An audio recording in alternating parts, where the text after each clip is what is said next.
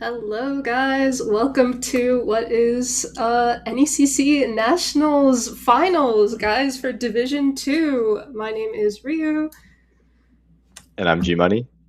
Yeah, and a little bit of a weird setup right now, but we are still all able to be here live, celebrating essentially, what is a huge accomplishment already. The fact that we've gotten to finals for not only after such a wonderful season, not only this past semester but the last semester before that, but now we've made it all the way to the finals for nationals. And we'll be going into our match here in just a moment, but yeah, no, this is monumental. Purdue's only made it here one other time before this.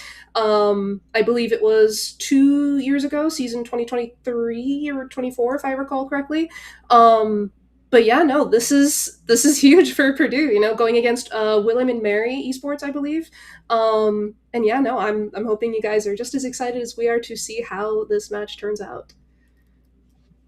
Yeah, absolutely. Ladies and gentlemen, this is the match we've been waiting for, the Division 2 National Championships for Overwatch. And the Purdue varsity team is in yet undefeated in this complete tournament. So as we go into this first map, which is going to be Lijiang Tower, we're going to see who comes out on top, this Purdue team or William and Mary.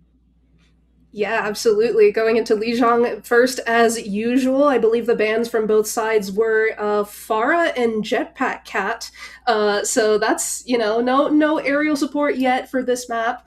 We'll see if that comes out later in the series as we go along. As we've seen, Purdue has grown very accustomed to running the kind of Jetpack Cat Bastion comp. So maybe that's a little bit of a preemptive play here from William and Mary, because I believe they were the ones who banned the Jetpack Cat, if I recall correctly. But we know that Purdue knows how to play adaptable, so we'll see um, exactly how they plan to play out this first map. Very snowbally, very likely to kind of go quick to get wins here on a map like this. So we shall see in just a moment what they lock with. Yeah, no surprise there for the Jetpack Cat ban from William and Mary. As we've seen previously before, this Purdue varsity team loves to run that Bastion with Sub One and Astronaut there, just absolutely going from above and just shredding with the Bastion in his turret form. So getting that out of the way early is going to be very, very smart from William and Mary to make sure that they're not going to get tore up from a aerial assault. Yeah, no, absolutely. But we do see here Purdue returning to a tried and true comp that we've seen from them throughout this season, with the Zarya, the Tracer, the Reaper, and the Kiriko Lucio backline. So, it's not like Purdue is thrown off kilter here whatsoever. And William and Mary are going to be coming in here with the Sigma here, with the TP coming out here from the Symmetra to assist with getting to the point as quick as possible, and then a swap onto the Emre here. That's going to be a lot of significant poke pressure from William and Mary towards Purdue varsity, but Purdue is playing Zarya, so that may play into their favor as long as Abcasto knows how to manage his health. So we see here Purdue already having point presence here, and Sub One Ooh. there with the quick and early takedown onto the Emre. A very huge opening pick for them here as the fight goes to their side. Just a clean opening fight. I mean, it was over before it even began. Getting that opening pick there with Sub One is immediately sets the tone for that team fight. Being able to set the precedent that, hey, it's a 5v4. We're going to be able to take this first fight, no problemo. Yeah, no, absolutely. And as we see Purdue here, as they've done plenty of times before, not wanting to just hunker down onto the point here, pushing up with the space that they have. Every single person, we saw Need and Alistair there sitting up onto the high ground to make sure that they didn't get high ground space, but they do get pushed out a little bit there. Astro, unfortunately, caught out in this backwards rotation here, potentially getting a little bit too big for their britches. But the Emre, they're going down extremely low, but unfortunately not going down just yet. So William and Mary still having the pick on themselves, but Abcasta still alive, barely, Ooh, just Avesta. barely able to survive. Maybe they'll be able to turn things back in their favor. Purdue still down one here, but the Kitsune Rush coming out here. The Pulse Bomb almost taking down the Emre, so Purdue able to, despite the fact that they were still one down for the majority of that fight, able to keep hold because of what I'd argue the wonderful kind of HP management from especially Adcasta there and the Kitsune Rush that Alistair was able to throw out. Yeah, he got dangerously low a few times there, actually, and it looked like he was going to go down, but I think Need there with the Pulse Bomb gave enough damage for them to actually turn the tide of that fight. Oh, Alistair getting picked off with a headshot from the Mei there. Yeah, no, unfortunate early pick there. Not only that, yeah, the grab actually coming out in response. I was going to say the Kitsune Rush came out from William and Mary to push the advantage, but the grab and the Reaper ult there to retaliate, and it does help Purdue keep their advantage despite the fact that they go down to lose Adcasta and Aster as well. But that Death Blossom there took down, I believe, 2, if not 3 members of William and Mary, stopping that push there. And we see barely getting the touch off. They get the touch. Yeah, just barely, so maybe, just maybe, no. Oh, no, we do get the touch from the Lucio after the Doomfist touch here, but this fight's going to be very scattered. William and Mary having to use every resource in their arsenal here to keep touch. The Emery ult coming out, too, to try and take down targets, but Aster having the beat in his back pocket, not going to enable those picks, and Purdue expertly able to hold themselves even when they were at a disadvantage in a couple of these fights here, taking this round. Yeah, Purdue drawing first blood in the national championship here, and I think a lot of it had to do with that ult advantage there. You saw Aster not being able to cash in that Lucio beat there at the end, completely shutting down the Armory ult, which would have been a game changer for William and Mary. Being able to shut that down secured Purdue Varsity's win there, making that score 100-0. There's a complete domination there for this first map. Yeah, no, absolutely. And going back to the fight where you know, Purdue was a bit on the back foot because of the early pick on Astro. The fact that Purdue is able to so masterfully manage their health, manage, you know, when to push in and not, you know, not even letting the point flip. You know, I'm sure that Purdue would have allowed for that to happen if it would let them regroup quickly, but, you know, expertly able to play positioning there. So we'll see how, you know, it was a wonderful display what we saw just then, but now we'll see how they try to do it again as both teams stick to the same comps here. Purdue and William & Mary seemingly kind of getting to the point around the same time, but from both different sides here. The Sigma, you know, taking hold early here, it seems. Maybe William & Mary will be the ones to put the point to their sides here as we start. Yeah, Purdue opened this going into the white room. XCD falling low, gets taken down by Adcasta there. And now Purdue's going to really clean up at this point, taking down Milk, and they're going to secure this first opening fight. Yeah, no, beautifully done by Purdue. You know, unlike William and Mary that wants to maintain just this constant slow push forward, Purdue wants to kind of play this constant push and pull of going in a little bit to get a little bit of energy for Adcasta, and then walking in collectively with that, you know, with the help of Sub 1 to kind of act as a distraction and an initiator in the middle of their team. So we saw that happen just then, and William and Mary, it seems like, now taking a different response, making the swap onto the Ramatra, a lot more aggressively forward pushing than something like a Sigma. Yeah, I would say the switch there is actually beneficial because normally you wouldn't want to play something like a Sigma into a beam character like Zarya. And Adcasta, speaking of beam characters, is tearing through the backline there, taking out Milk and Mascot, and it's clean up from there. Yeah, no, beautifully done there. You know, Adcasta still able to maintain that high charge. He is a constant threat, a wall in and of himself, and trying to walk in as best as they could there with their whole team didn't play out for them, you know, potentially getting the Mei to use all of her resources to save herself. They were able to mark her early. You know, the Mei there on William and Mary is required to try and get a cheeky wall up, but as soon as the wall does come out from her, we see the grab come out from Adcasta, but to no avail, you know, despite the fact that they seem to have gotten an opening pick, 2 do go down from Purdue's side, but the Kitsune Rush coming out from Alistair to try and even things up. Sub 1 getting the Death Blossom off to get the Emre, but the Mei ult coming out here to displace even further. It seems like Purdue still on the back foot here, as William and Mary will maybe, it seems like, switch things onto their side. You know, Purdue still playing out a little bit of that stall game, so they do only need to win one more fight, but William and Mary there taking that fight. Fighting from that bridge with Mascot there on William and Mary, opening with the Kitsune Rush, really helped them push through that point. Like you said, the switch from Sigma to the Ramatra there is going to help them have this more forward momentum if they're going to want a chance to get this point back, and they did. And now, like you said, the last fight scenario, Purdue flips it one more time. that's really all they would need. Yeah, no, we see here someone marking down the Mei just like they did in the fight earlier, and it seems like he will succeed. The Emery ult coming out, though, in retaliation, and he will get Alistair. Huge pick there for them, but Astro now coming out with the beat to help sustain the rest of his team. Ramatra ult coming out from William and Mary to try and cut that down. Things getting a little bit dicey here for Purdue, being taken down, though, as a result of kind of this hold that William and Mary seems to be able to hold on the point. Despite the fact that the beat did come out from Purdue, it seems like they weren't able to, you know, have enough sustain to push themselves in. You know, William and Mary having the ults to be able to retaliate. Yeah, it seems like a tough scenario. I think they lost sub 1 there, even though they had committed Astronauts beat, and I think they're really just going to have to regroup here. They had a lot of time still left on the board, and you can see them kind of fighting around this white side room again. Just trying to find some poke damage, trying to find Mascot or Milk there on the low end. Yeah, no, we see Purdue here coming in with the ult advantage, even though Astro did go down early.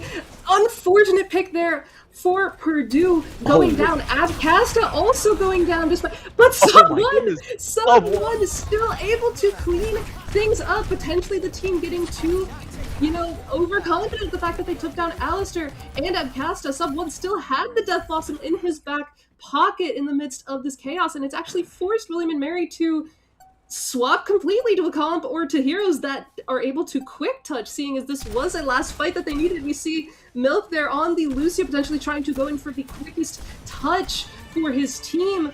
You know, we'll see the touch being able to come off from the Wrecking Ball, him going down. Alistair able to throw out that Kitsune rush that he unfortunately died with before. Beautifully done there. You know, we'll see the beat come out there to try and pursue the stall there from the Lucio. Unfortunately, it seems like to no avail. Insane turnaround there from Purdue, to be honest. Didn't expect that to go their way, I'm sure. But sub 1 there with the incredibly clutch Death Blossom in the midst of chaos. Incredibly well timed on his part.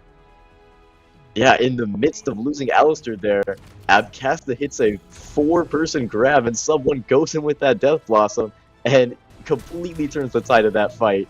Is looking like Purdue was going to back up there into that white room, but Abcasta and sub 1 were not going to let that happen. They can win that 4v5 scenario, and they proved that they could do it right there. Yeah, no, not only was that a 4v5 scenario, I believe that was a 3v5 scenario because of how Abcasta did end up losing his life after using the grab. So the fact that Purdue still, you know, kept going forward, or potentially, you know, just sub 1 himself made that call that, you know, potentially spotted that William and Mary had used key cooldowns that would have stopped him from, you know, doing what he did, taking down, I believe, 3 people on William and Mary amidst the chaos. You know, they used all those resources to potentially save their life amidst, like, you know, the grav. You know, he was able to completely catch them off guard. You know, maybe they didn't realize that, you know, not only did Purdue have the Kitsune that got shut down, they had the grav that Abcasta got killed after using, but they also had the Death Blossom in the back pocket. So too many things to account for, and, you know, sub 1 made perfect use of that opportunity there to turn things around for Purdue. And they really had to. I mean, William Mary was coming up around 95% at that point. It's going to be overtime scenario for Purdue. You might as well just invest all your resources or lose the point. When it's that close of a game, especially towards the 100 mark, you're going to need to invest those resources, and Purdue chose the right ones to use. It was so expertly timed, and it forced William and Mary to switch comps completely. We saw the ball come out, we saw the tracer come out, anything to sort of touch there at the very end, get that overtime clock just keep ticking. And unfortunately for them, William Mary just didn't turn out so well there at the very end. They almost had that last fight. It would have been good to see map 3, but as we've seen, this Purdue team is going to take that first map from Lijiang. Yeah, no, I mean, I'd still argue that both of those rounds were incredibly close there. You know, these fights where just, you know, you could argue it's almost luck that Purdue is able to, you know, survive and turn certain very crucial fights around. You know, in the first round, you know, we saw Abcasta there get extremely dangerously low in the midst of the scuffle.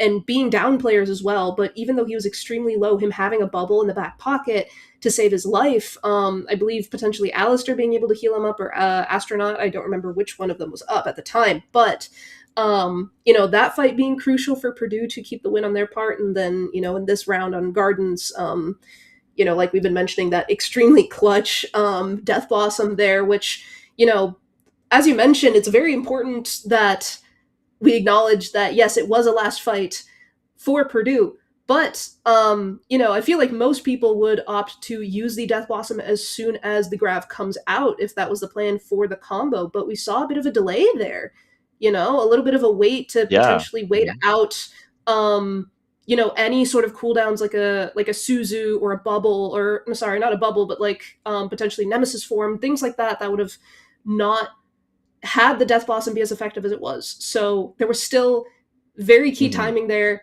on their part on both rounds, honestly. So very expertly played by Purdue, but things are still close. This is not to underestimate what William and Mary is throwing at them as we go into Atlas, the next map here, in Hmm. just a few moments. Yeah, this will be a very fun point. We always love a good flash point. And for the bands coming out, I think we are going to have a Reaper band come out as the first one going into Atlas. The target bans. I always love seeing the target bans. It seems like, Sub One caused enough chaos there and fight turning moments, not to forget how in the very beginning of Lijiang, he was the one who kind of turned the point to Purdue's side with a quick pick onto the Emre. So we'll see how that plays out. But this is not to forget Hmm. that the Jetpack Cat is back on the table. Purdue, Absolutely. as we've seen in this national series, has been loving playing the Jetpack Cat Bastion combo.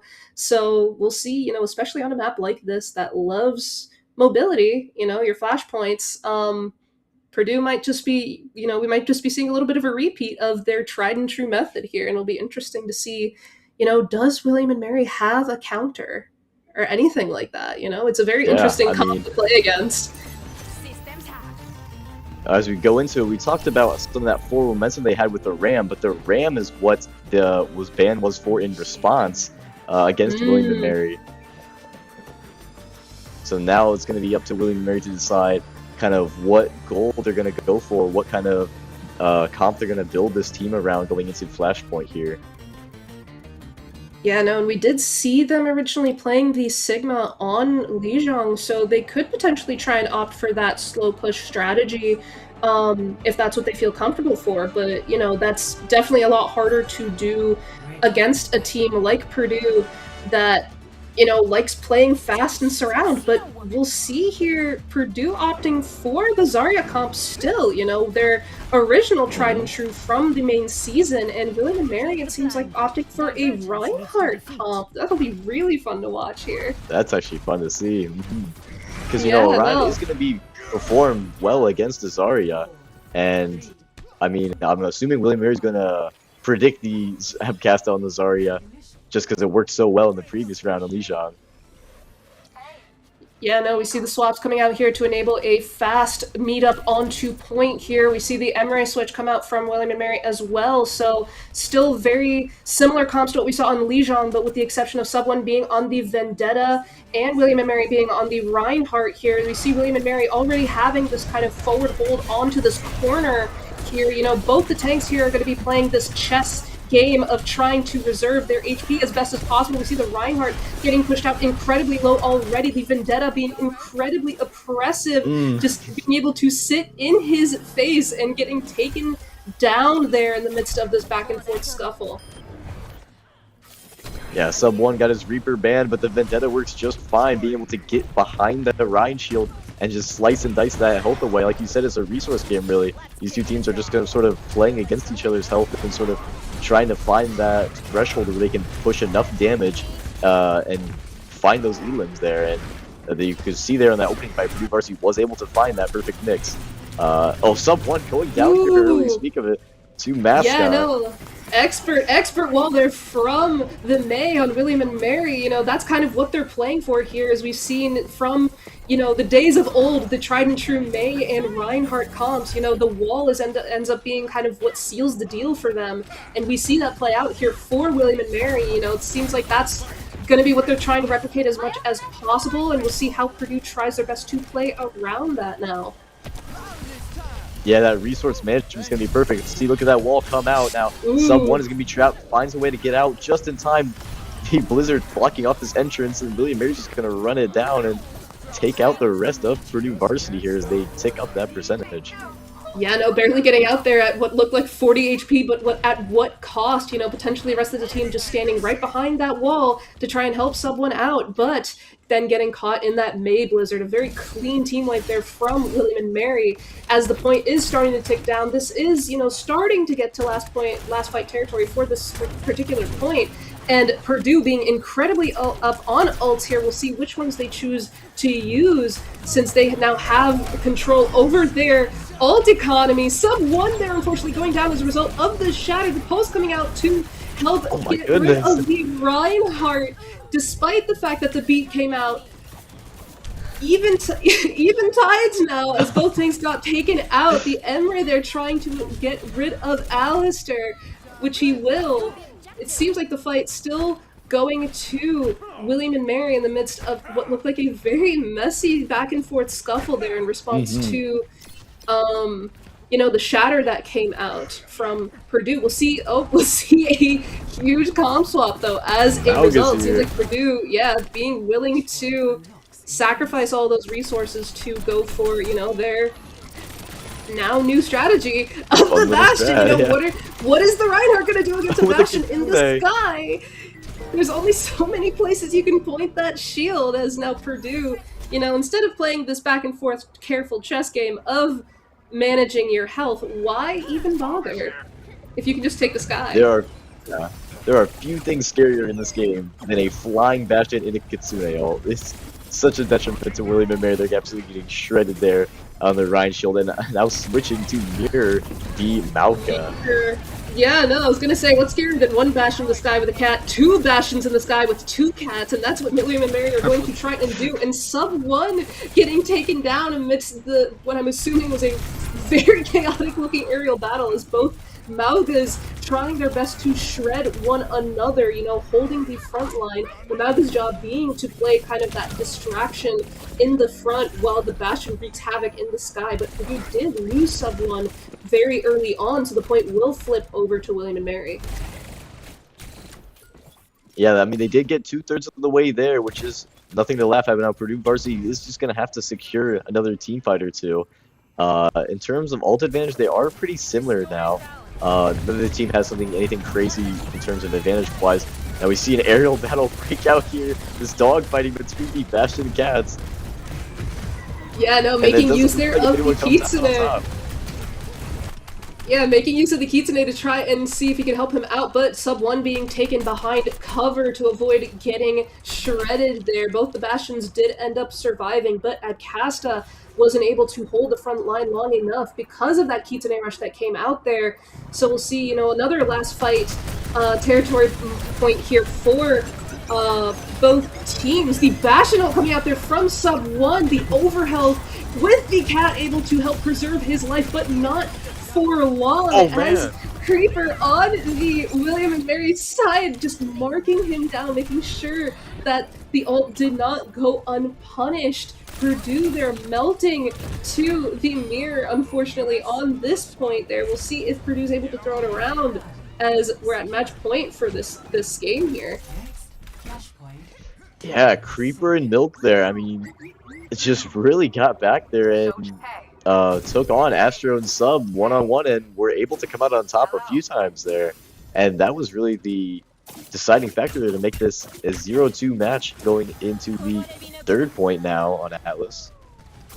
Yeah, no, I find it interesting here that Purdue Varsity's opted to put Neeb onto the Sojourn now to potentially help mark down the Bastion in the sky, and we'll see how that plays for them. Alistair throwing out the Kitsune rush here along with the cage fight from Adcasta, getting, I believe, 3 or 4 there in the midst of it. And Neeb, you know, we know the master mechanics, they're able to take down 2 or 3 targets there amidst the chaos, and Purdue will get things flipped to their side. You know, it seems like, you know, Purdue wanting Neeb to play this role to assist, you know, the aerial bastion in the sky, the aerial turret, might be the thing to play to their favor, you know, rather than the traditional method that they were doing of having the Tracer kind of play a similar role to the Mauga as a bit of a distraction. Ooh. Yeah, I mean, Neeb going down there early, that's pretty bad for Purdue Varsity. You're going to need someone that's going to shoot down the Milk and Creeper combo. And you can see this dogfight once again breaking out in the air between these two players. And the Mauga is just pumping lead into each other. I'm casting falling down to XDD. Yeah, no, taking the battle into that closed corridor. It doesn't matter if these guys can fly into the sky. If you have a target you need to take down, hiding in a little room, a Bastion is going to be scary regardless, even if he's not in the air. Yeah, no, the fact that William and Mary marked down Need first before sub 1, honestly, very good target priority on their part, you know, probably just having some confidence that they'd be able to take down sub 1 and Astro regardless, but that they needed to get rid of the support that they were getting. Now, going back to the ground, it seems like them being able to overwhelm Abcasta yet again amidst the chaos, you know, catching them out on these little corners here, you know, as Purdue's trying to push up and take space as best as they can. XZD there was able to just find Abcasta trying to run away, got stuck a little bit there on the doorway, and XZD took advantage of that, being able to notice those small little mishaps and be able to take advantage of them. Is why William and Mary does have a lot of this ult advantage, right? And they're able to use it right now with the cage. Yeah, the double cage fight coming out, but Purdue still able to capitalize on it, as we saw before. Neeb using the overclock with the cage fight to, you know, everyone's stuck in this closed corridor, and Neeb being able to, you know, him not being caught out in the cage fight from XCD definitely played into his favor, as he was able to just take down stationary targets. You know, we'll see William and Mary now going for a desperate last touch here onto this point. The Bastion getting extremely low here, but being able to be taken down with the assistance from sub 1. The point flipping, though, because of the touch from the Wrecking Ball that came in, so now Purdue needing to clean up this fight as soon as they can. Purdue now still playing up, I believe, after having taken down Milk. You know, the Bastion not being able to play up into the sky is going to be crucial for them, but they do still have the stall with the kind of heroes that they are playing. Purdue still able to swap things around to their favor. Oh, thankfully for them. Yeah, the fighting's still not over here on this point. Oof, yeah, no, the fighting is still not over. You know, with all of Purdue still sitting in on that point. You know, some stragglers from the previous fight there, as we see Purdue still coming down on top, though, having taken down, I believe, 3 targets that are going to need to take some extra time to regroup onto this next point. It is still match point for William and Mary on this map here, but Purdue now has the ult advantage in their favor a little bit going into this next point. Yeah, I think William and Mary invested a lot to hold them off there before that final fight. We saw that where both the dual cages came out. Now going into this fight, we see ults come out. We see Kitsune and the Bastion ult from Purdue Varsity taking down the mascot there. Wow, yeah, no, we saw the Kitsune Rush come out there to assist the folks on the ground. We saw the Bastion ult come out there as sub 1 got taken down to extremely low HP, but things seem to have eventually turned to Purdue's side. You know, given the aggressive push that they had there, they wanted to take the space as soon as possible, you know, amidst the chaos. And Purdue still, I believe, having the ult advantage now going into the rest of this point. Yeah, absolutely. And I think another thing is that we see Neeb there, he has the overclock in the pocket that will be very beneficial going into the next fight, if not... Oh, we see it here, we see it come out. Helping get some of that damage off on the sky and here in this tunnel.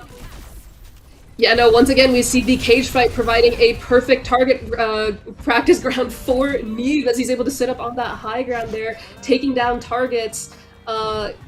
You know, Purdue able to take a very clean fight there, letting the, you know, team from... Letting William and Mary just kind of walk on in. You know, we saw the Kiriko use all of her resources there to potentially enable her Mauga to either push in or just survive, you know, with Abcasta pouring in so many resources into him. And I will see, though, the cage fight coming out here from William and Mary's Mauga, able to take down 3 here with the Bastion just sitting amidst the targets. They don't even need him to be up into the sky with everyone bound down. Yeah, no, but now both teams not Yeah. having a resource such as this going to what is going to be a very crucial next fight here for Purdue. Having the Bastion ult soon coming up at 85, the Jetpack Cat ult as well, potentially being able to be used on somebody, but no, someone already went down. Astronaut retaliates, taking down the Mauga, but loses his life as a result. A very scrappy fight here coming up from Purdue, but it seems like, you know, Purdue, Abcast able to lead the charge in cleaning up what was started by Purdue. Milk trying his best there to try and help Creeper, getting knocked off of the map there. But Purdue able to hold up and play into this kind of, you know, staggering scuffle that just took place here on this point. Someone back now and hits a good nade. Astronaut able to take out XCD as well. It's overtime for William Mary. They're just trying to touch now, and it's not going to be enough, making it 2-2, tying it up. And now it's going to be match point for the entire map. Yeah, no, we're back at 2-2. You know, Purdue able to come up from behind here to make this a 5-point map. Purdue, you know, coming up here on this last point with 3 ults in the back pocket, and we'll also see William and Mary making the swap off from the Mauga to a D.Va, you know, wanting to enable a quicker disengage and engage. Alistair getting picked out there early when he, I guess, going for early poke. Sub 1 also going down to this early poke. Potentially maybe Purdue not noting the swap onto the D.Va, who knows? Is William and Mary able to take the point to themselves at the start here? Yeah, I mean, that was a good opening fight by them. They were able to find Alistair pretty early, and then they found someone just sitting there in the sky with very little support on him as they came in with the D.Va now, able to fly up there and challenge that aerial. What was he there? Oh, the overclock. Yeah, no, the overclock coming out here to take out these aerial targets. Yup, taking down everybody efficiently once he's able to find the space. You know, we saw Abcasta there playing the role perfectly as to kind of pushing out the D.Va from pushing further, potentially finding where Neeb was setting up, playing a distraction, and then Neeb just able to, you know, take down his targets quickly and efficiently, turning the point on their side. We see Abcasta playing up here to kind of try and hold the space as much as he can, absorbing the impact from the Bastion shift. Coming in here with the cage fight here, evicting the team to turn the corner. I don't think he finds anybody though. The Bastion ult coming off here to try and punish those within the cage. Finds Alistair. So Purdue will be one down here going into the scuffle. Astronaut getting taken down there. Very unfortunate there for Purdue's part. And then Abcasta, you know, he's only able to stay alive for so long, having poured out so many resources into that fight. William and Mary able to take that to their side, I believe, honestly, because of those early picks they were able to get. A new dawn for you. Yeah, it was kind of hard to see there, but it looked like Sub 1 had fallen off or died somehow environmentally very early in the map, in the match, and it allowed William and Mary to really take advantage and rush in there with the cage fight. They didn't really find any, but okay, as we come around to this next fight, things might be looking a little differently. The XCD falls really low and gets team-backed. Yeah, no, using the D.Va bomb. To find more. Yeah, no, we saw Purdue there using a doing a very coordinated attack there, going in from the front with the Mauga, going in from the back with the Bastion and Jetpack Cat there at the exact same time, disorienting William and Mary, taking down the mech early, even though they did have the D.Va bomb. But just the fact that they were able to kind of split the team apart just enough, despite the fact that picks happen on both sides, Purdue's able to kind of hold things off a little better. Now this is looking like last fight scenario for the entire map. As they come around here, we see the Tracer here for William and Mary trying to get some cap going. No one's really contesting, might get it off in time. Flips, making it overtime for Purdue. Yeah, no, getting the touch off though, just barely. Abcasta. See, Neeb going down there, I believe, is the first pick for this fight. That's going to be crucial for William and Mary here. The aerial fight continuing for both the Bastions. Taking down Sub 1 without even needing to use the Bastion ult. The Kitsune Rush coming out though from Alistair to try and help maintain momentum, but he will go down. Neeb has overclock though, potentially wanting to sit into the Kitane rush to assist him. He will get some picks. Things being a little bit more evened out on their side, though. Acasta using the cage fight Still as alive well, as here. everyone's desperate to touch on the point. Very important for him to have had that right at this moment, as Purdue, it seems like, able to clutch things out Finally to flips their it back. side. Wow.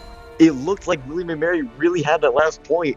And I think the persistency of this Purdue team just to sit on point at Casta would not die.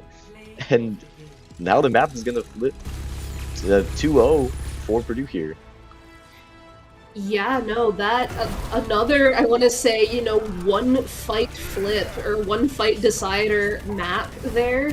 As, yeah, no, the fact that Abcasta, you know, we saw the point tick down in overtime incredibly low as the Tracer on William and Mary was able to swap the point back to their side. But Abcasta, they're going in for the touch, you know, even though he very easily could have lost his life for it.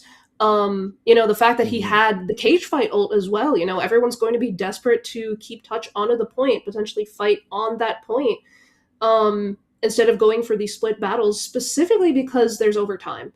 Um, so the fact that the cage fight was able to come out there, very, very crucial. The fact that Neeb had overclock and was able to, you know, take a position that was a little undisturbed, you know, potentially helped by that cage fight as well.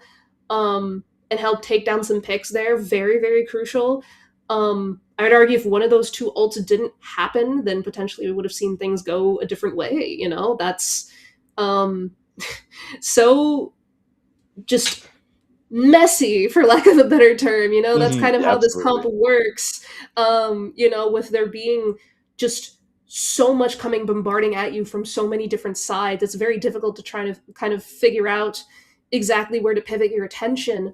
But it's in little moments like that where just potentially even like Abcasta maybe even playing for the fact that he would have the cage fight soon and just dropping himself onto the point, making himself a target, getting himself that last bit of ult charge, and then just dropping it down there. You know, that very, very crucial split-second decision-making on part of our team there. Yeah, and it worked in their favor. I mean, when it's 99-99 on the match point for the map, you know, anything it could go either way. And for a long time there, it did look like William and Mary had it. But I think really with that cage fight, I think it was able to get the D.Va in it as well and prevent her from flying away. Really helped to secure the point as well. Even though they had lost a few, just being able to get back in time, I think we saw a Neeb, he fell, but then he was able to come back. It was just enough time to flip it in favor of Purdue. And once they were able to flip that last point, there was no one left to touch for William and Mary. Yeah, no, absolutely. It's so watching this comp play is a little bit just like watching chaotic fire just going off in all different directions, you know. And I bet, you know, Purdue, I still think it was beautiful to watch how William and Mary just confidently, you know, they saw this comp come out from Purdue and were just like, you know what, we can mirror it and do it better. And it got a little scary there, you know, that Creeper on the Bastion there, I believe, him just making it his mission to mark sub one down by any means necessary, and we saw him do it pretty dang well for the most part. But then, you know, Purdue swapping things up at least by putting Neeb on, you know, supporting Sojourn to help him out. But then Adcaster remaining on the Mauga, I think, is a very interesting play here. For that comp, you know, continuing to play that distraction, you know, the fact that he can tie things down with the cage fight, very crucial for them there.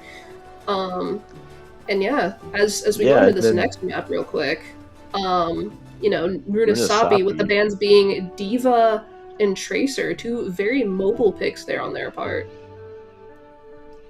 Yeah, I don't blame them for banning the D.Va. The D.Va was a very good option to sort of get in the face of the flying characters that Purdue Varsity was opting for. And William Mary, obviously, with the Tracer ban targeting Neeb there, maybe forcing him to go back onto the Sojourn as we do see him choose. Yep. Which honestly is not a detriment to Purdue Varsity, I would say. I think Neeb was able to perform very well in the Sojourn. Yeah, no, kind of leaning into Purdue's general modus operandi of, you know, if you're going to mark down one of our players, then there's another one that you're ignoring at the cost of that. And Hmm. normally with him on the Tracer, I'd argue it's a lot harder for him to support and follow up on potentially someone getting dove like that. But with the Sojourn, he can just mark down anything he wants, either on the sky or in the ground. So opting for that Sojourn pick still, we see William and Mary now opting for the Wrecking Ball, um, Mm. mirroring a very Marking similar it deep. comp, but playing a May with it. Very interesting. Potentially maybe them wanting to use the wall to separate off people like the Mauga. I don't know whether or not they're anticipating Alistair being on the Ana, which is an interesting ploy here.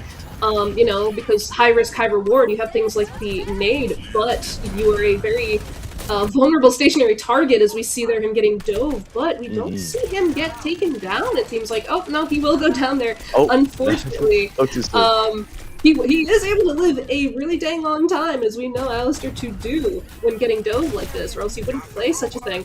Oh, but we do see him making the swap onto the Kiriko just to Once preserve his life again. a little better.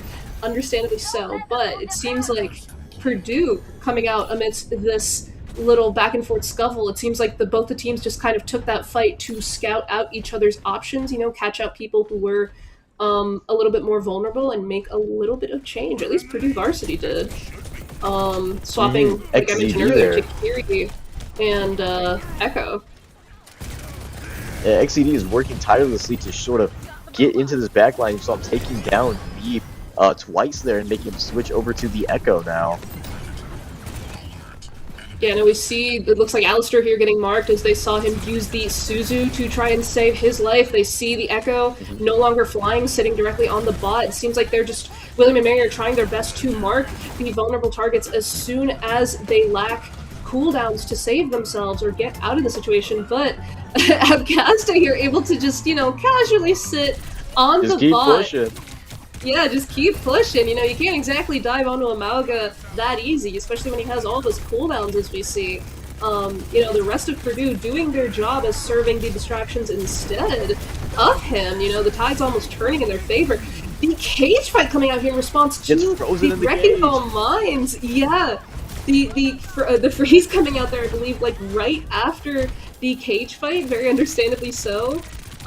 Just wanting to make sure that the Wrecking Ball ult did not go unused or in vain. If you have the ability to use the um your ult on May to secure that flip, you're going to use it. Hmm. And I mean, it worked out. They were able to get a few picks there, and now William and Mary has the push on their side. Now it's still pretty close as they're going to come up. It's going to be in favor of William and Mary here. Abcasta running onto the point, finding the Curie, Whoa. finds the pick as well before she can TP out. Yeah, And no, look at potentially the aerial maybe battle with team. the cat right, trying to run away.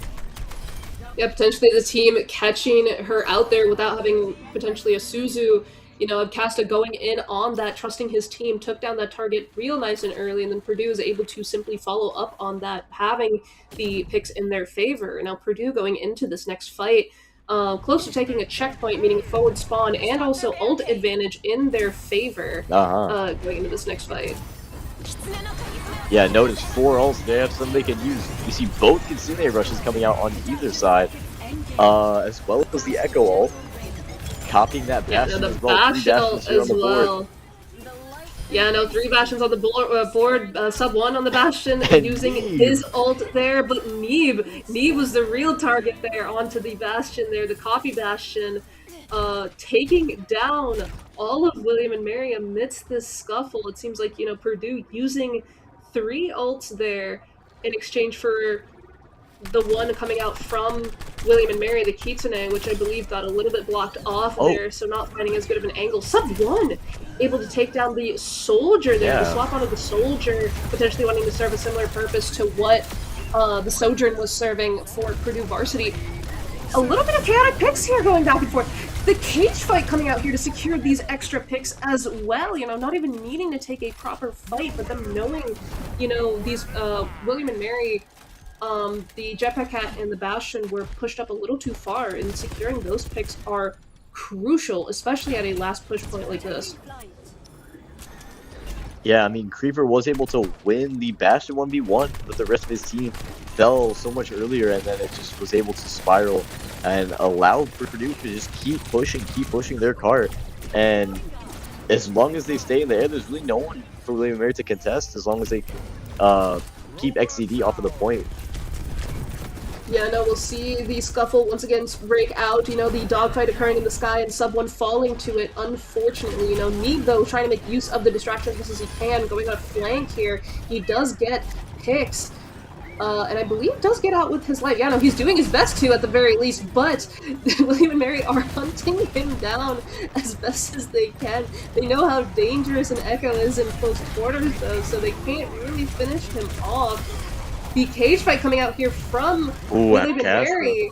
Yeah, taking down Abcasta, but Alistair at least able to secure a pick in exchange. But Abcasta going down going to be very crucial here for William and Mary. But the Bastion being able to go down here. Yeah, William and Mary getting taken down here. As a result of getting heavily poked out from Purdue amidst that little scuffle from the cage fight that just happened. Took the robot. Get it back. Oh, got a little bit of an emote over here from the soldier. What was interesting there that last fight was how. Yeah, it was that NECC and Sub 1 were just still alive in that backline, able to come around behind XZD and find a few of those picks.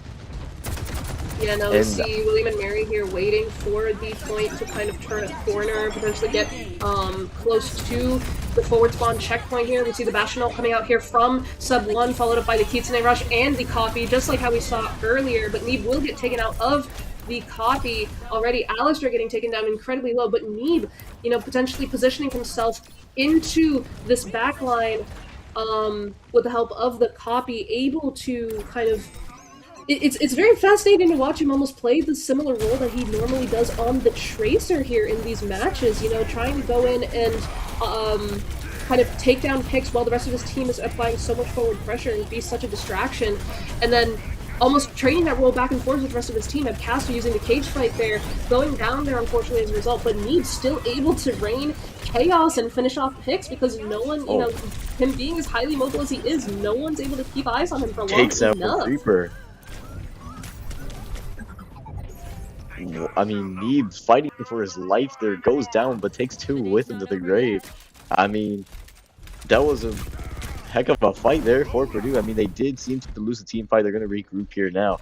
But 126 meters is a incredible distance for them here, about triple that of William and Mary. William and Mary does have 2 minutes, though, to turn this around.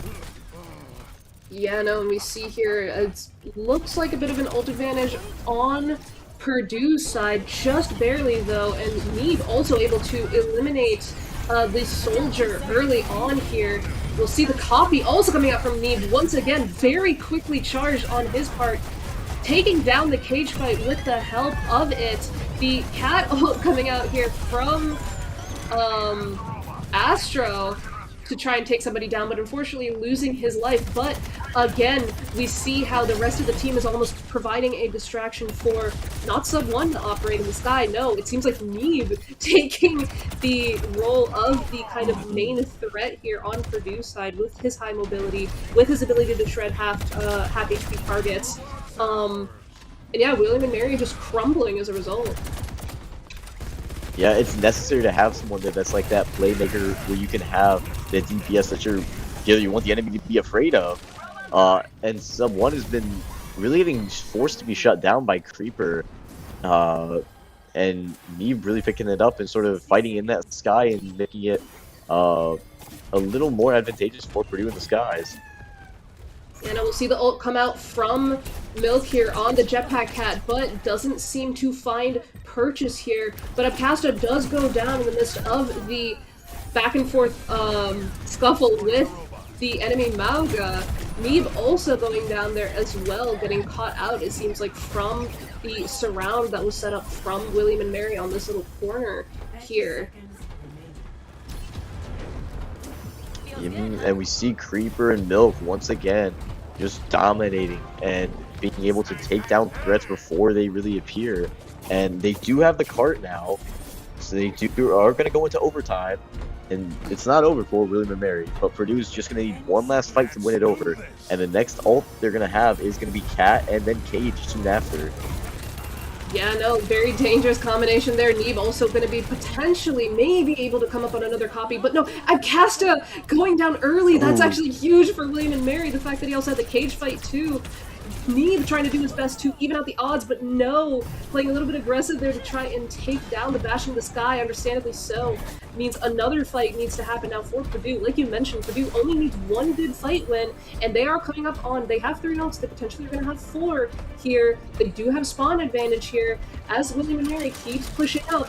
You know, William and Mary also coming up on their own cage fight as they try to hold this corner here for an ideal position. They also have the soldier ult here to potentially combo with it. Sub 1 getting marked down early. That's also not good, especially considering he was coming up on the Bastion ult for himself. You know, William and Mary playing very smart here to mark their targets. It seems like Akasta going on a little bit of this chase here to try and take down the soldier, going all the way around to try and fire from the spawn. He will oh get my Neeb's goodness. copy out, but that's all they really get. Casta able to run up onto the point then after the fact, but the Bastion will try to come out. It will take down Casta. Switch is going back and forth, like He copies gets going dragged back off the and forth. point. Yeah, getting dragged out, barely saving his life, but to potentially get healed. But no, Purdue able to hold it because Ooh. potentially because of that little chase there, marking down that soldier that was going for a dangerous flank visor. And Purdue, I believe, is this the end of the series? Are we at a best of 5 end of the Best of series with seven. Purdue at a 3-0? Yeah. Um, this was yet another I mean, as it chaotic stands right match. now, it's 3-0. Yeah, But no, this yeah. is yet another kind of chaotic uh chaotic battle between both teams, but Purdue, um you know, I'd argue with each of them able to kind of play this carry role, you know, with um you know, sub 1 being as marked down as he was. The fact that Neeb was able to take over played such a crucial role for them there. um you know, even though sub 1 was getting marked down in the sky, um you know, Neeb able to take advantage of that and just go in and flank and take down distracted targets or help follow up on, you know, sub 1 still able to get the enemy bastion low.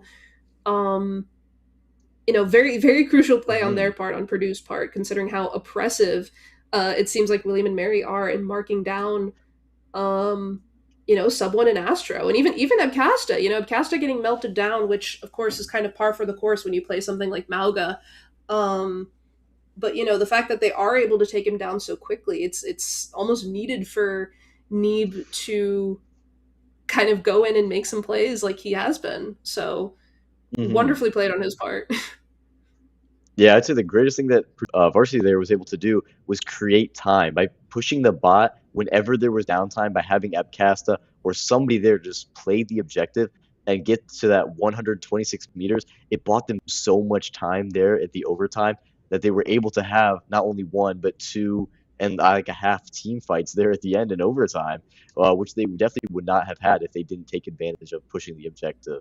Otherwise, William and Mary would have won there, as they did get nearly almost surpassing Purdue varsity's distance. Uh, so I think one of the greatest things they did there was just play time and play objective very well and play around that, even in the midst of all the chaos. And that's something that we've seen time and time again. And anyone who's been watching us throughout this series has seen that this Purdue varsity team is so good at just playing in amidst all of this and being able to simultaneously keep track of what's the real point of all this, what's the real thing we're after. It's the objective, and they showed it right there as they were able to secure that Runasapi game. Oh, absolutely. You know, knowing exactly when it's a good idea to potentially sacrifice your life for a play or go in aggressively versus knowing exactly when to back off, for some purpose, you know, either for a quick re-engage or just to, you know, exist and play stall, or something like that. Purdue, you know, each of Purdue's players are very masterfully showing, you know, how they're able to remember that and keep that in mind. You know, they're not just going in aggressive for complete team plays like we, you know, I feel like is common to see with a lot of teams. You know, they're not reliant on, you know, oh, if the whole team isn't here, if we're down, you know, 4v5, 3v5, it doesn't matter. they're all individually calculating what they themselves can do alone, which I Hmm. think is a very huge strength that we've seen Purdue play out throughout this series, throughout the main season.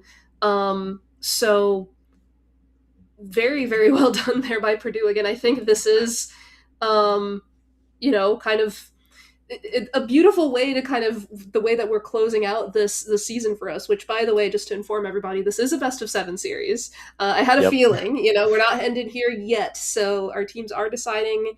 Was going to be a match point for Purdue, I believe. They're Yeah, if 3-0 they here get the in the best fourth. of 7 series. Yeah, so um yeah, no, going back to my original point, it's fascinating to see this kind of culmination in this demonstration of what Purdue does best, which is just, individual strength of players, um and adaptability, I think, are the main things that Purdue is kind of Mhm. known best for and that we've seen so far. Yeah, and if you're William and Mary, I mean, you see the scoreboard's 3-0 right now. This is the national championship. What is they gonna have to do in order to change and sort of counteract this seemingly unstoppable Purdue varsity team? Yeah, no, it's scary. I'm trying to think here. They're able to mark down targets very efficiently. We saw there on Atlas with how, they saw Purdue come out with the Bastion Cat comp initially, and they were like, okay, we know we can do this, and we know the target that we need to go for, right? Purdue made the swap onto the Sojourn with that comp. They instantly were like, I know what we need to do. We need to mark down need first, sub next. Potentially we need to keep our Bastion up long enough to be able to do such a thing. And it's not like they weren't succeeding at doing that either, but what I think ended up falling through was just, there's little things being forgotten about in the midst of the scuffle. It's happening on both ends, but it's ending up playing more in Purdue's favor. Just the fact that, um, for instance, on Atlas, again, that very last fight where Abcasta was able to, charge cage fight at the very end. We saw, Mhm. on Lijiang, Abcast able to have a bubble to save his life. Sub one having that death blossom in the back of his pocket. After all resources were used, little things kind of slipping through the cracks like that. Um, it's a very it's easier said than done, but I feel like what Mhm. needs to happen is a more kind of careful watch of those little slip up factors, making sure that almost like you have someone able to play their life. You're not assuming that, we've accounted for every factor. All the ults that we expected to come out are out. There's still something or someone that's yet to be accounted for. I think that's the main point I'm trying to get across. Don't forget about any of Purdue's players. That's what I would do if I was William Mhm. and Mary. Don't forget about Astra on the cat still being alive. Don't forget about Neeb still being, coming back from spawn on the Sojourn, right? That's still dangerous. Still play around that. Yeah, absolutely. I mean, I couldn't agree more. I mean, they have very similar mechanics. We saw a creeper there being absolutely able to shred sub one, and we saw a lot of good plays, but being able to find like you said, those little small things that slip through the cracks, where you're able to win the aerial battle, but you invested so much that now you look at this the kill feed and you see your entire support line's gone. And I think William and Mary, if they're able to just uh, recognize those small little things and be able to react to them, especially a lot sooner, in order to appeal things like that. I think William and Mary could have a fighting chance here. I mean, it's not over by any means. It's best of 7 here as we go. I think to Midtown will be our Yeah, next match. Midtown. Yeah, we've only seen this, I believe, once this entire season, maybe twice. It's a bit of a niche pick, I'd argue, Hmm. um, from people. So going in here with the bans on May and Zarya, honestly, I understand this completely, especially the May from Purdue's side. Oh yeah. Understandable with especially how that first point is set up. The May wall being very dangerous going under that subway tunnel there, and the Zarya. We've seen Abcasta be absolutely ruthless on the Zarya this whole series. So wanting to take down that threat, understandably so, from William and Mary as we go in here Hmm. with, we see the Hanzo come out to just do an initial scout on something cheeky coming out from Purdue, but no, Purdue opting to still play for the Bastion Cat strategy, but now with the A little farther Diva, back. Yeah, no, they're pushing farther back. They're holding farther back, just back from the kind of subway choke point. Potentially not expecting what William and Mary are throwing out here, but it seems like we will be seeing a bit of a mirror. But with William and Mary playing with the Ana here, Purdue going down, the aerial support from Purdue going down here in the midst of the scuffle, but Neve doing what Look he at was that in doing the back. on Runasapi, but on his tried and true Tracer amidst the scuffle. We'll see William and Mary still, though, trying to do their best to push in an advantage here somehow, trying to even up the odds. They will get Alistair really, really low and using all of his resources, but the team able to peel for him so effectively. We saw Casta there help take down Creeper into the sky here. It seems like they'll be forced to regroup here, William and Mary. Yeah, I mean, that's exactly what we talked about. You know, like you're able to win the aerial assault and have Creeper take down Sub 1 and Astro. Then you look and you see that Neeb and Yabgast are in your back line taking down Mascot and Milk. And I mean, they did get 2 ticks though, so it's a little bit harder for Purdue to do on defense. But by no means is it over yet. And yeah, no, Neeb falling dangerously low. Yeah, we see this resource game coming out here as the diva, it's spending like a lot of time going into specifically DM her Bastion in the sky as they try to take down certain targets. It seems like they were potentially going for Alistair there or Abcasta. They will get the DMAC off on the diva on William and Mary's side, though, in the midst of all of this, even though, they were able to, William and Mary were able to push down Purdue into that kind of back left room onto the point. They were able to get 2 ticks onto the point here by pushing up with their aerial assault team. But Purdue able to, they use the Suzu there to try and, keep themselves alive. They let themselves heal up a little bit, hiding in that little room, and then they were able to push back out.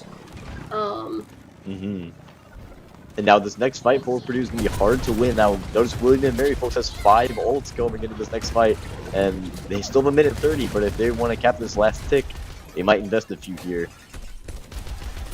Yeah, no, we see, it looks like once again marking individual targets. Acasta, instead of opting to protect his Bastion, helping in the assault, it seems like the Bastion ult coming out here from William and Mary. Neve already being taken down. Alistair going down as a result of the ult. 2 going down for Purdue is going to be huge for them. The Nano Boost coming out here to help the Divas stay alive amidst all of this. They did only need 1 more tick after all on William and Mary's side, so the 2 picks for them were crucial as they do cap the point, and then we go into payload. Yeah, absolutely. I think besides the Diva Bomb, I don't think they really invested anything from Purdue side. They noticed that it might have been a lost cause to invest a lot of those ults just to hold for that 1:30 that they had left. Instead, they're going to focus on stopping him here on the payload section of Midtown. Yeah, no, we see here William and Mary trying to play their space a little bit. It seems like taking that high ground, Purdue trying to gauge where exactly they can hold that little high ground there. This little bridge is very crucial to hold here on this checkpoint for both teams. As we see, Purdue looks like making a coordinated assault, not only just the aerial assault team of 2, but the Diva joining in as well. The Heats and Heroes coming out there as well to try and support, and it seems like the Ana will be the first target down, but Sub does go down amidst the scuffle. It seems like William and Mary still very good at marking their targets here, but the rest of Purdue now shifting, going to take the fight onto the point, realizing the Ana being vulnerable there. The Ana being the only one there and being so vulnerable. When she did go down, the rest of the team just had to kind of group there and force a fight onto the objective. This is an objective-based game after all. So providing, making sure that a mobile team like William and Mary can't move by fighting under there if they're confident to do so, Purdue can obviously play into that.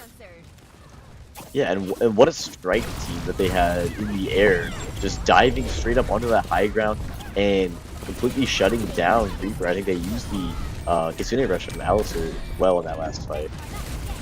Yeah, no, we see Purdue here now pushing their advantage completely. The Pulse Bomb coming out here to try and neutralize Abcasta though, but it seems like, he does not lose his mech. So the Pulse Bomb being for naught there, unfortunately. They do also take out the Diva Bomb from William and Mary as they get the D-Mech off on her. So Purdue, kind of taking that fight to just pull very important resources out of William and Mary. I'd honestly argue very, very well done on their part, and they get the early pick on the Ana. Very well done on Purdue's part here. You know, the Bastion going up into the sky to try and take down sub 1, very low HP. He will use the Bastion ult to try and get that overhealth off. He will get a pick 2 as a result of his life. Well spent trying to get down this the Jetpack Cat now isolated. Astro able to live though, it seems like, and the rest of Purdue able to clean up, you know, as a result of that kind of, I'd argue, a little bit of a messy setup fight from both sides here, you know, very suddenly done. You know, it seemed like William and Mary were trying to just take advantage of this push-up from Purdue. So they were caught out a little bit. Yeah, and it really all started when they noticed that Ana there, and they just went for it. You saw the coordinated dive effort there to take her out, and that really set the pace for that next fight. And that clip there, and winning the Tracer 1v1 in favor of NECC. Yeah, no, the Bastion there using the ult on the ground. Very interesting, considering I feel like in this comp, the Bastion tends to like using the ult in the sky, potentially getting low enough to where he felt the need to use it. The Nano coming out here to help the D.Va push out here as the point does tick down. I don't know if she'll be able to get the touch off though, because she doesn't have her boosters. Doesn't look like Purdue, yeah, playing their space very efficiently. They had them, you know, William and Mary pushed up so far because they know, you know, one wrong slip up and someone like a Tracer or the D.Va could get, you know, a touch off, force the fight to point. So, you know, Purdue trying to make sure they were pushing way further up there into that little like garage space there, since, you know, there's a lot of kind of narrow choke points there that Purdue can kind of shove William and Mary into. Yeah, getting it around and under this bridge specifically is one of the hardest things to do on this map. So William and Mary were able to get it as far as they could. I mean, it's nothing to laugh at. I mean, this is going to be a solid push from them. Purdue varsity is definitely going to have their work cut out for them just to even get it this far. And they're going to see a switch to the Mauga instead of the D.Va. Maybe looking to get a quick rush straight through the middle is going to seem like. Yeah, no, we see both teams here once again going for the Bastion Cat strategy as expected. You know, William and Mary opting for the Ana still, while Purdue still going for the Kiriko. It'll be interesting to see how this plays out now that William and Mary are on the defense. You know, the Ana is able to sit further back, but with one efficient charge from the Mauga, or just a boost in from the Cat, that could spell their doom. But we will see, you know, this relies very much on Mascot's ability to rotate and stay alive, or, as we've seen, you know, Creeper and Milk's ability to mark down people like Sub 1 ever so quickly. Yeah, no, we see how they immediately point out the Mauga rotation in. They point out Alistair rotating in with him, you know, pulling out his TP as he tries to make it back to Abcasta. Abcasta is already making his presence known. He's already kind of pushed into William and Mary's space. We see the aerial battle take place here, and Sub 1 come out on top. Yeah, no, potentially being distracted by the Mauga rotation in. You know, the Mauga played his part perfectly. The Ana going down to Neve. Yeah, amidst this scuffle, and it seems like, you know, in the Tracer battle as well, trying to punish Neve for taking down their Ana to no avail. Purdue, you know, able to play that kind of attention-splitting game without even having to lose too much as a result, you know. It's very hard to not be worried about the Mauga just kind of sitting there over on your left side inside your space, and Purdue use that to their advantage. Yeah, I think attention splitting is really what happened there. We saw sort of Abcasta and Alistair going on the side, someone asked from this guy, but then where was Neve? Neve was off killing Mascot there on the Ana, and how forcing the switch on back onto the Kiri. Yeah, no, we see, you know, William and Mary almost being forced to play on a bit of a back foot. You know, Creeper getting taken down extremely low from this dive here coming in from our little aerial assault team, but not losing his life just yet. You know, going backwards, being able to get healed till full HP. Sub 1 actually going down in the midst of what was probably him trying to finish off the enemy Bastion. Abcasta here also trying his best to capitalize on the resources used by William and Mary to save their Bastion Cat on the high ground there, but Purdue will kind of melt in that initial push here. But Purdue does have 4.5 minutes still on the clock, and not very far in the push. You have 4.5 minutes to push it just this little bit of the distance to become the national championship. The pressure's on for Purdue varsity here. And we see the Bastional coming out here with a little bit of an engage of sorts to try and disperse everyone on William and Mary. Casta still kind of pushing in with reckless abandon, getting the Bastion as he's dropped onto the ground. The Pulse Bomb coming out here to try and secure a kill, but the Souza coming out here to save his life. Casta unfortunately not able to find picks there, even though a very well-timed cage fight on his part. You know, William and Mary able to play Peel very effectively there.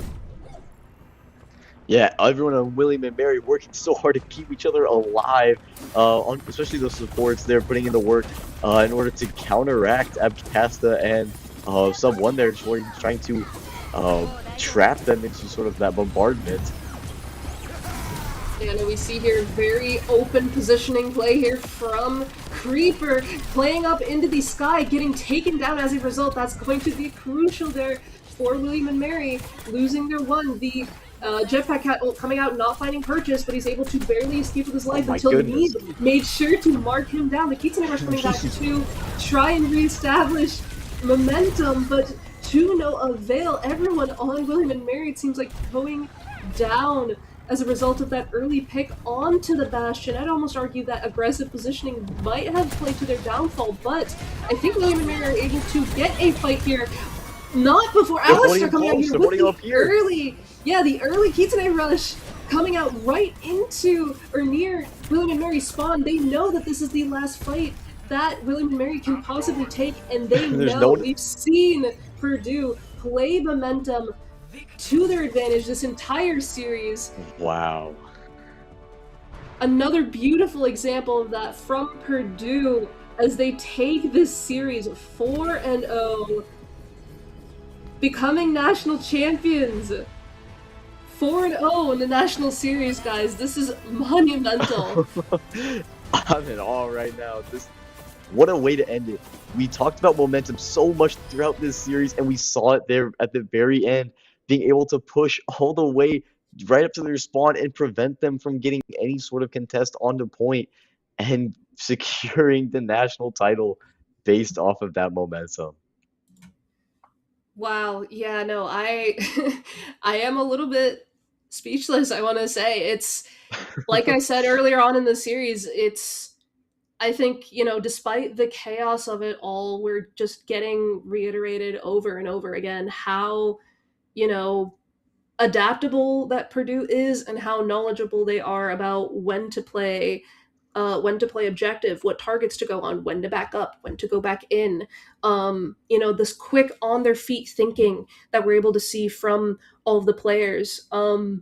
You know, despite the chaos, you know, I'd argue that, you know, seeing something like that amidst a more coordinated comp like a Zarya comp or, you know, anything really, Ramatra, something like that, you know, it's almost more standardized to be able to see and just kind of be able to practice around. There's a very, you know, slow, predictable back and forth momentum that you can learn. But playing a comp like this, the Bastion Jetpack Cat, Mauga, what have you, having that level of coordination is so much harder. I'd argue, you know, you have to have almost so much trust in each other to follow up on one another. Everyone needs to have so much individual kind of game sense and knowledge. But Purdue able to just, you know, effortlessly show why they deserved to come out on top here. Beautifully done. Absolutely. I mean, it's a proud day for Boiler Nation. You know, now this Purdue varsity team is going to be the Div 2 national champions here, and they proved why they deserved it here tonight. I mean, such an incredible team here. Abcasta, Neve, Sub 1, Alistair, Astro. These guys really just set this team to a whole nother level, a whole new standard. As we saw throughout this entire series, they went undefeated. I don't think they lost a single game. This Purdue varsity team No. completely dominated throughout this entire series, and it's just so beautiful to see, like you said, in the midst of like such a chaotic game, having a team so coordinated, so focused, being able to notice just those smallest details, being able to turn those team fights, and it's just so inspiring to see how far this Purdue varsity team has come.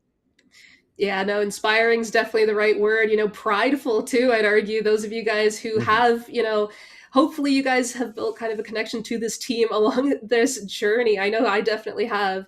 Um, just I I have no words. You summed it up beautifully. Before we close out here, I'm sure everyone on our teams are celebrating, as they deserve to.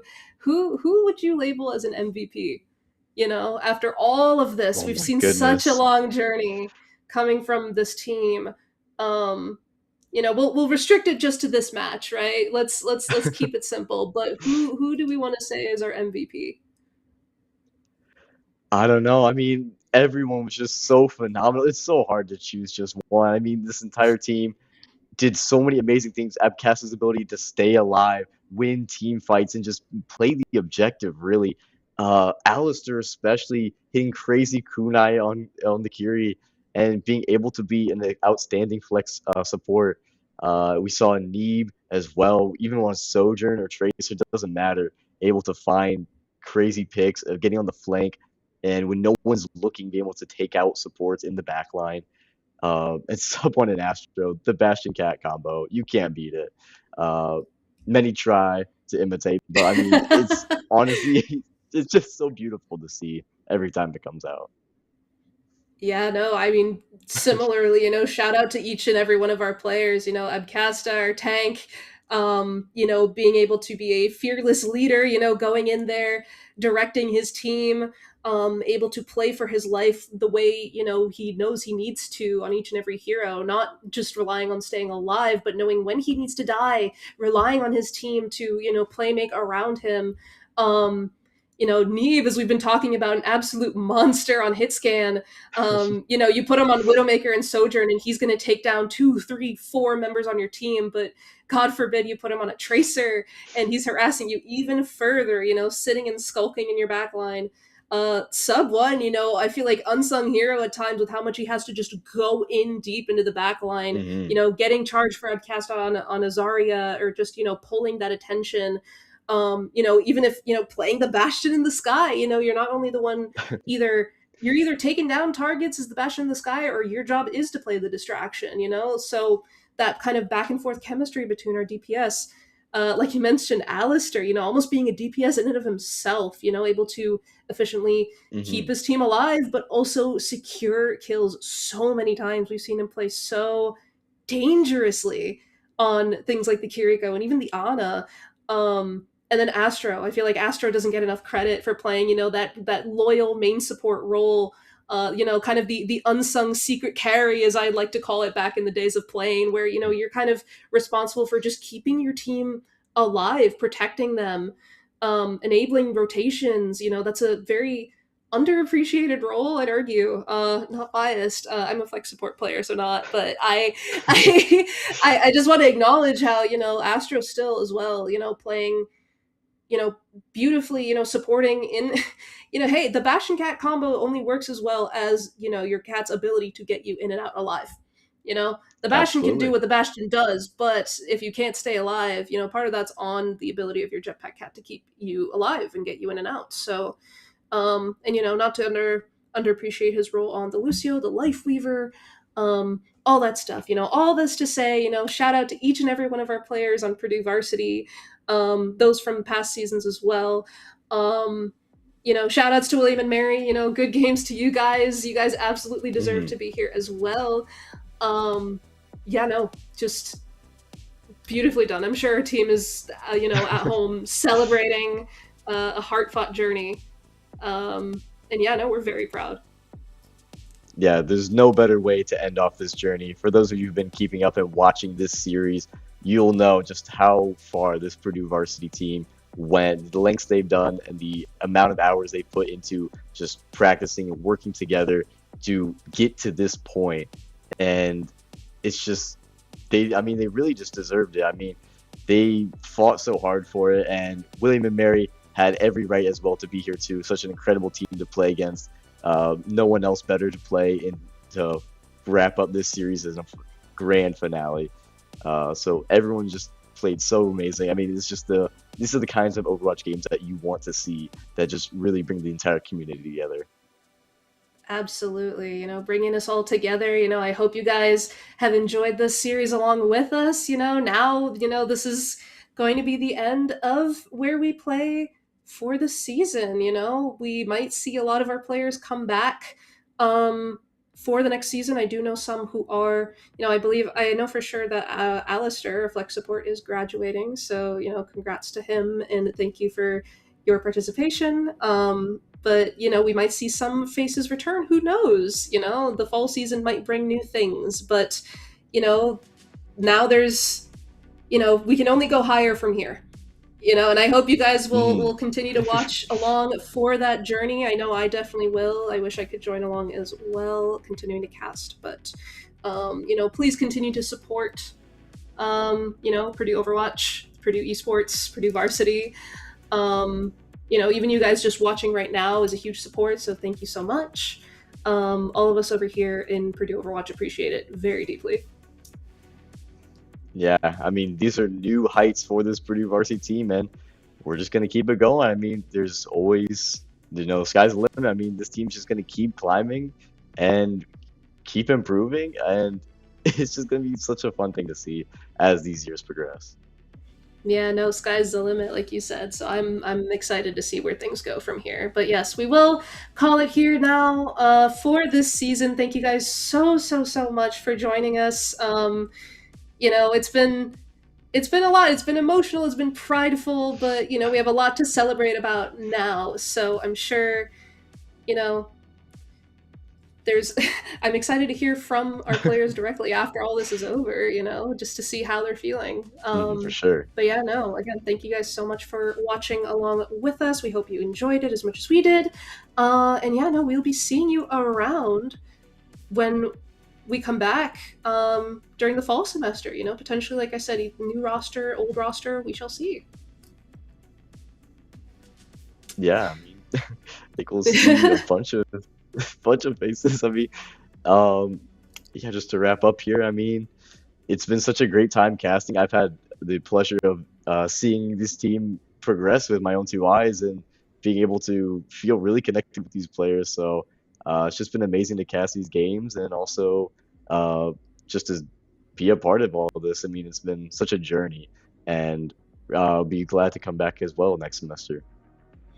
Yeah, no, and I will absolutely be cheering you guys on. The support never ends. So yeah, no, thank you guys so much for watching. We will be closing things out now here. The beautiful 4-0 undefeated win for Purdue Varsity, Division II champions. So thank you guys so much for supporting us along the way. And yeah, thank you for watching.